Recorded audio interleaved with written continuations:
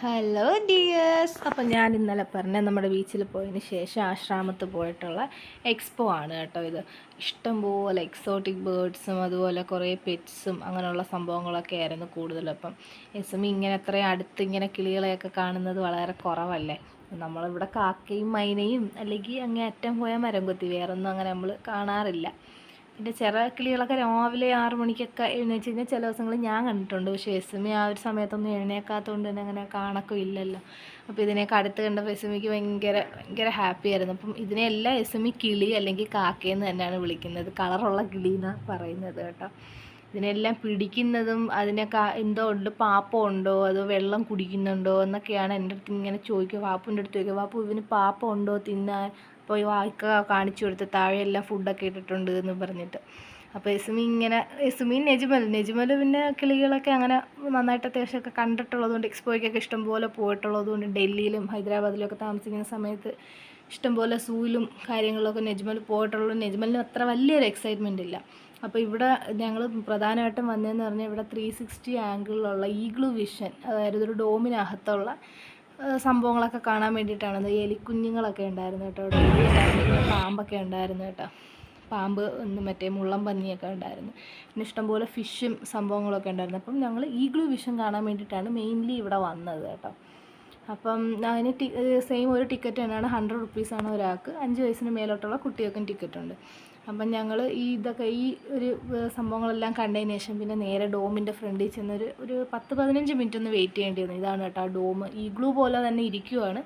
ഈ ഡോമിനകത്താണ് കാഴ്ചകൾ. അപ്പം ഇവർ അത്യാവശ്യം നല്ലൊരു നമ്മൾ VR ഗ്ലാസ്സൊക്കെ വെച്ചിട്ട് നമ്മൾ കാണുമ്പോഴത്തേനും നമുക്ക് ഇങ്ങനെ പോകുന്ന പോലെ തോന്നുന്ന ആ ഒരു ഫീല് നമുക്ക് ഇത് വെക്കാണ്ട് തന്നെ കിട്ടും. അപ്പം ഞാൻ കയറിയ സമയത്ത് എനിക്ക് തോന്നി വലിയ രസമൊന്നുമില്ലായിരുന്നു. പക്ഷെ പിന്നെ കണ്ടപ്പോഴത്തേന് നല്ല രസമുണ്ടായിരുന്നു.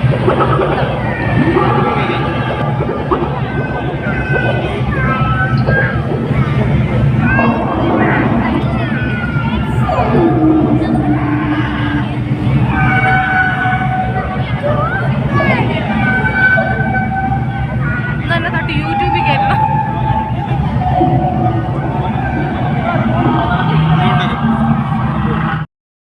അപ്പം നിങ്ങൾക്ക് ഇതിൻ്റെ സൗണ്ട് എഫക്റ്റ് എത്രത്തോളം കിട്ടിയിട്ടുണ്ടോയെന്ന് എനിക്കറിയത്തില്ല കേട്ടോ. പക്ഷേ നല്ല രസമായിരുന്നു കേട്ടോ. അവിടെ തുടങ്ങുമ്പോൾ നമുക്ക് വിചാരിക്കും വലിയതൊന്നും ഇല്ല, കൊള്ളത്തില്ല എന്ന് തോന്നും. പക്ഷേ അവിടെ നിൽക്കുമ്പോൾ തന്നെ നല്ല രസം കേട്ടോ. VR ഇടാതെ തന്നെ VRൻ്റെ ഒരു വെർച്വൽ റിയാലിറ്റിയുടെ ഒരു എക്സ്പീരിയൻസ് കിട്ടും. അപ്പോൾ കുഞ്ഞുങ്ങളൊക്കെ കൊണ്ട് എല്ലാവരും കൊല്ലത്തുള്ളവരൊക്കെ തീർച്ചയായിട്ടും പോകണം.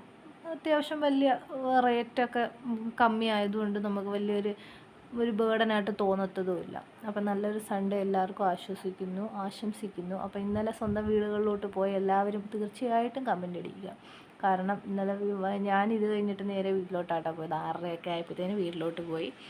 ഒരു 7 മണിയായപ്പോൾ വീട്ടിൽ എത്തിയപ്പോഴത്തേനും ഉമ്മച്ചി ഇന്നലത്തെ സൺഡേ സ്പെഷ്യൽ എന്ന് പറഞ്ഞു കഴിഞ്ഞാൽ ബീഫ് തന്നെയാണല്ലോ. അപ്പം ബീഫ് ഉണ്ടായിരുന്നു, പൊറോട്ട ഉണ്ടായിരുന്നു, ചപ്പാത്തി ഉണ്ടായിരുന്നു, ചോറൊക്കെ ഉണ്ടായിരുന്നു.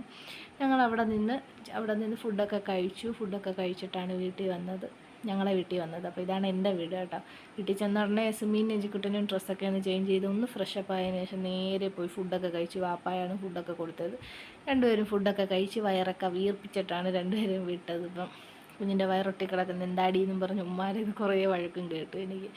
അങ്ങനെ കടുംചായയൊക്കെ കുടിച്ച് ഫുഡൊക്കെ അടിച്ച് ഞങ്ങളിങ്ങി പോരുന്നു. ബാക്കിയെല്ലാം ഞാൻ പൊതിഞ്ഞ് കെട്ടി വീട്ടിൽ കൊണ്ടുവന്നിട്ടായിരുന്നു കേട്ടോ.